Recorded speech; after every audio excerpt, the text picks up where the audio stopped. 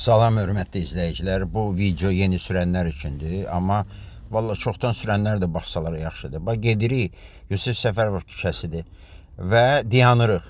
Niyə görə dayanırıq? Çünki deməli yol ayrıcından sonra tıxacdır. Fikir verin, sağımızdakı obru zolaqdakı avtomobillər getdilər, yolu bağladılar. İndi bizə qırmızı yansa sağdan gələnlər əziyyət çəkəcəklər. Ona görə getmirsiniz. Burada bir nüans ondan ibarətdir ki, indi mən səsi yığışdırmışam, daldan siqnallar gəlir. Vecivizə də olmasın. Qaydalar deyir ki, deməli yol boşalmayınca getmək olmaz. İndi gedirik. Əgər siz geçsiydiniz, yolun ortasında qalsaydınız, sonra qırmızı yananda sizə yolun ortasında qalsaydınız, 3 bal 100 manat cərimə olunacaqsınız. Güclü iradə lazımdır. Güclü iradə lazımdır. Qaydalara əməl etmək lazımdır. Böyük problem deyil. Yalnız daldan siqnallar olur. Onu da vecizə almayın. Diqqətinizə görə sağ olun.